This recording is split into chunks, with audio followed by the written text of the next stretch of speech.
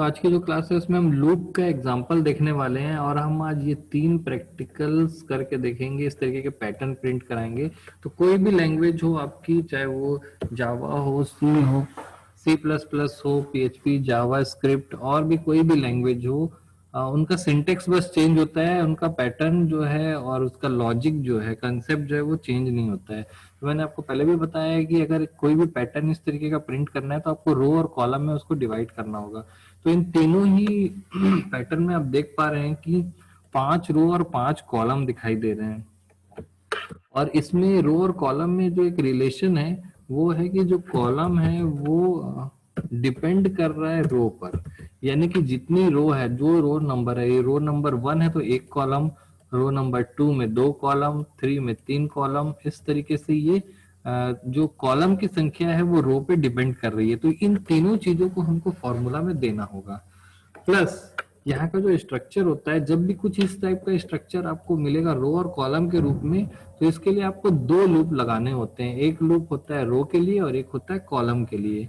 हमेशा आपको याद रखना है कि जो अंदर का जो लूप है या जो इनर लूप है वो हमेशा कॉलम के लिए होता है, आउटर लूप हमेशा रो के लिए होता है। तो रो और कॉलम के लिए आप 2 लूप बनाइए। यहाँ पर भी आपको लूप के लिए फॉर, वाइल और डू वाइल मिलेंगे। तो मैं एक स्ट्रक्चर तैयार कर रहा हूं। यहाँ पर आप देख पा रहे हैं कि एक फॉर लिखा है और उसके अंदर एक और फॉर लिखा हुआ है। क्लियर है? तो ये स्ट्रक्चर, चाहे वो कोई भी लैंग्वेज हो, चाहे वो सी हो, सी प्लस प्लस हो, Java, JavaScript, PHP, ASP, JSP, Android, जो भी लैंग्वेज हो, यही स्ट्रक्चर आपको फॉलो करना है। ये अंदर का जो लूप है वो होता है कॉलम के लिए, बाहर का जो लूप है वो होता है रो के लिए। क्लियर है? अब यहाँ पर फॉर लूप में आपको रो की संख्या डिफाइन करनी है। यहाँ पर जैसे आपने देखा कि रो आपकी जो है वो 5 है, तो आप यहाँ पर लूप चला सकते हैं। इसके लिए मैंने रो के लिए यहाँ पर वेरिएबल लिया है आर, और आर की वैल्यू जो है वो हम यहाँ पर ले रहे हैं ग्रेटर देन और इक्वल टू 5 या 5 ले लेते हैं। इसको 0 से स्टार्ट करते हैं और 5 में खत्म कर देते हैं और यहाँ पर मैंने r प्लस प्लस कर दिया। क्लियर है? सेम वैसे ही मैंने यहाँ पर क्या करना है, हमको c इज इक्वल टू 0 और इसकी संख्या जो है वो डिपेंड कर रही है। मैंने पहले 5 लिख देते हैं हम लोग, फिर उसको देखेंगे। और c प्लस प्लस ये 5 रो और 5 कॉलम का पैटर्न तैयार करेगा। इसके बीच में आपको पैटर्न लिखना है। अगर आप सी लैंग्वेज में काम कर रहे हैं तो प्रिंट एफ लिखेंगे, अगर आप सी प्लस प्लस में काम कर रहे हैं तो सी आउट लिखेंगे, अगर आप जावा में काम कर रहे हैं तो आपको system dot out dot println लिखना होगा। अगर आप जावा स्क्रिप्ट में काम कर रहे हैं तो डॉक्यूमेंट डॉट राइट लिखना होगा, और आप पीएचपी में काम कर रहे हैं तो इको लिखना होगा। तो आप बस देख रहे हैं कि सिंटेक्स चेंज हो रहा है, यहाँ पर लिखने का तरीका बस चेंज हो रहा है। तो हम यहाँ पर लिखने वाले हैं, पहला पैटर्न प्रिंट कर रहे हैं इसलिए हम स्टार लिखेंगे यहाँ पर। क्लियर है? और यहाँ पर एक लूप खत्म। ये जो इनर लूप है ये कॉलम के लिए होता है। कॉलम मतलब इसके लिए ये वाला, फिर ये वाला, फिर ये वाला, फिर ये वाला, यानी कि ये 4 बार चलेगा। उसके बाद लाइन चेंज होनी है, यहाँ पर लाइन चेंज होनी है, फिर 5 बार चलेगा, फिर लाइन चेंज होनी है। तो हमेशा याद रखना है आपको कि पहले लूप खत्म होने के बाद आपको लाइन चेंज करने का कोड लिखना है। हर लैंग्वेज में लाइन चेंज करने का कोड अलग अलग होता है। सी में स्लैश एन होता है।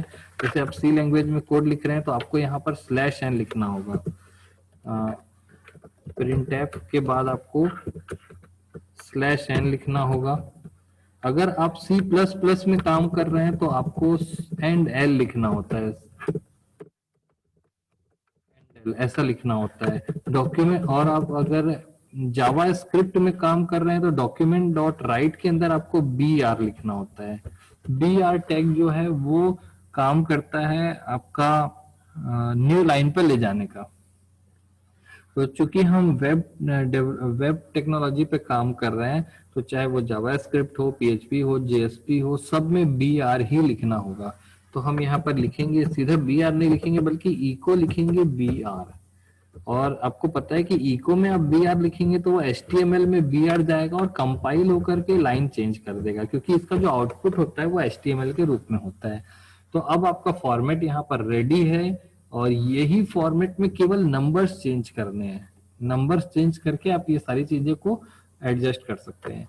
दूसरा बहुत इंपॉर्टेंट चीज है कि आप PHP में काम कर रहे हैं, इसलिए यहाँ पे वेरिएबल के सामने ये R जो है वो आपका वेरिएबल है, सारे वेरिएबल्स के सामने आपको डॉलर लगाना होगा। सिर्फ इतना, मैंने जानबूझ के डॉलर नहीं लगाया क्योंकि आप इसको पुरानी लैंग्वेज से मैच करा करके देख सकते हैं। तो आपको यहाँ पर इसकी वैल्यू के सामने डॉलर लगाना होगा।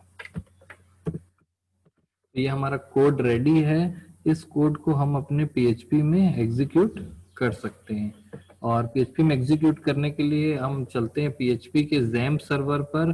पहले हम XAMPP सर्वर के सर्वर को स्टार्ट करेंगे, लोकल होस्ट पर उसको एग्जीक्यूट करके देखेंगे। 1 सेकंड के लिए आपकी स्क्रीन जाएगी, मैं XAMPP सर्वर स्टार्ट कर रहा हूँ।